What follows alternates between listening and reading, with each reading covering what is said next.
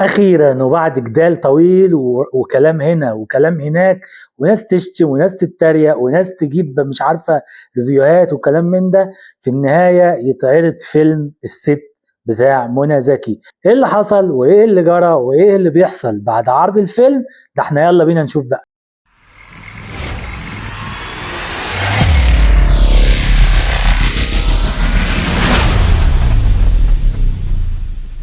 تم عرض فيلم الست للممثلة منى زكي، واللي بيحكي قصة حياة المطربة أم كلثوم اللي ماتت من سنين طويلة.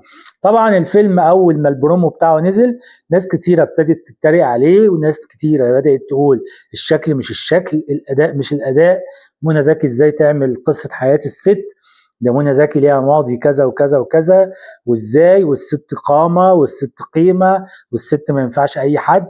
وناس تانية طلعت تقول ليه طيب دلوقتي يعملوا فيلم عن الست؟ ما في ناس كتيرة مثلت دور الست والموضوع خلاص انتهى. ومنهم شيرين اللي عملت مسلسل أم كلثوم، واللي بصراحة كان مسلسل ناجح جدا، يمكن أنا شفته وأنا صغير، كان مسلسل جميل. ويمكن إحنا لما شفناه كمان يعني كتير مننا حاسس إنه فعلا إحنا بنتفرج على أم كلثوم الله يرحمها. لكن دلوقتي الناس بدأت إيه تتكلم بقى، وفي قصة تانية ظهرت، الحضن بتاع منى زكي ومحمد فراج، وكان جنبيها الفنان احمد حلمي. والناس بقى نسيت الفيلم وبدات تشتم في احمد حلمي. تقريبا الناس مش لاقيين حاجه يشتموا عليها، فبيشتموا اي حد يجي في طريقهم وخلاص. واحنا يا جماعه عايزين نقول حاجه، ام كلثوم خلاص ماتت والفيلم خلاص اتعرض، يعني انت اتكلمت او ما اتكلمتش خلاص، هم كده كده الفيلم تم انتاجه واتصرف عليه واتعمل، وعملوا مش عارفة مكياج معين عشان يعرضوه يحاولوا يقربوا للشخصية، وخلاص اتعرض. وده يا جماعة يعني ايه؟ مغنواتي بيشخص قصة حياته مشخصاتي، فانتوا ليه تعبين نفسيكوا؟ يعني الموضوع منتهي. حتى هما مش محترمينكوا، يعني لما بتيجوا تنتقدوا تطلع واحدة اخر حاجة نعرفها عنها ان هي كانت بنت عبد الغفور البرعي تقول لكم انتوا ولاد الادب.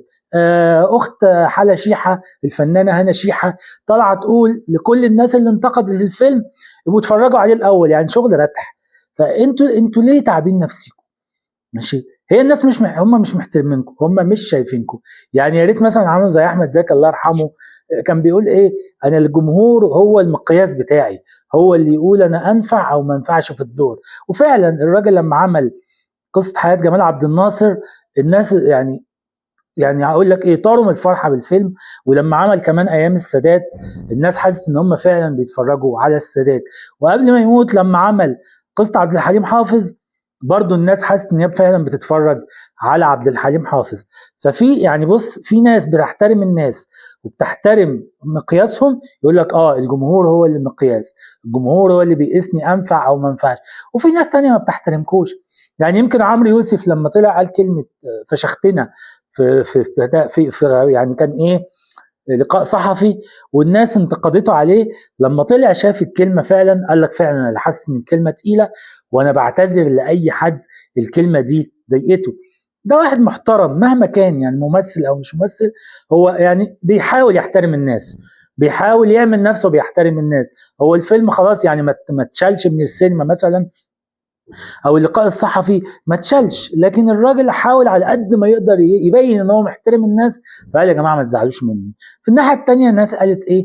يعني ما تتكلموا، انتقدوا، اشتموا، هللوا، قولوا كانت بتقلع اندر، قولوا كانت مش عارفه بتعمل ايه، قولوا ما تنفعش على الدور، قولوا قليله، قولوا مش عارفه ايه، ولكن الفيلم خلاص اتعرض. فيا جماعه يعني ما تتعبوش نفسيكم، الموضوع منتهي، الناس دي مش شايفينكم اساسا، الناس دي مش يعني حاسين ان هم فوقيكوا. ماشي خلاص، هم يعني ايه، جم من قصه ان احنا مشخصاتيه وممثلين، دلوقتي هم بيمثلوا او بيقولوا ان احنا قوه مصر الناعمه، وعلى راي ايه الاخت اللي قالت ايه، احنا اسياد البلد. فمحدش شايفكم، محدش دريان بيكم، محدش حاسس انتوا بتقولوا ايه. وفي النهايه هو الفيلم اتعرض خلاص، هيتعرض يوم اتنين تلاته وبعد كده محدش هيفتكر عنه حاجه. زي كده ما اتعمل ايه تحت الوصايه، المسلسل اللي اتعرض في رمضان ومحدش برضو دريان بيكو ولا حاسس بيكو. الفيلم خلاص، المسلسل اتعرض في رمضان والناس هاجت اللي هو جاتول شهر رمضان، والنهارده انا اتحدى واحد يكون فاكر مشهد من اللي حصل. اتحدى فيلم كذا اتعرض، واتحدى برضو ان حد يكون فاكر مشهد من اللي اتقال. ليه؟ لان الجمهور بيرسخ في دماغه او بيعلق في دماغه حكايات الفنان او تمثيل الفنان اللي هو حبه واللي هو محترمه. هات لي كده ابن حميد وبقاله كام سنه، يمكن من قبل ما احنا نتولد، هتلاقي ناس فاكره افيهات فيه لحد النهارده. انما هات لي فيلم جديد او مسلسل جديد، والله ما بيفتكروه بعد بكره. لو انت بكره الصبح قلت له كان فيه امبارح، اقول لك والله ما فاكر، تعال نتفرج عليه تاني عشان ايه؟ نراجع اللي حصل فيه. ففي النهايه الناس دي في وادي واحنا في وادي. والاهم يا جماعه خليكم في حاجه مهمه، سيبوكم من مشخصاتيه مثلت قصه حياه مغنوتيه. لا دي هتضرك ولا هتنفعك، ولا دي هتضرك ولا هتنفعك. انما اللي هيضرك وينفعك هو عملك وهو شغلك انت. ده بقى اللي هيفيدك، وده اللي هيعمل منك حاجه، وده اللي هيعمل لك مستقبلك. فده كنت حابب اقوله بس عن ايه اللي حصل والهوجه اللي هاجت على منى زكي بسبب الفيلم. واقول بس يا جماعه الناس مش شايفاكوا، وكل واحد يخليه في اللي هينفعه واللي هيفيده.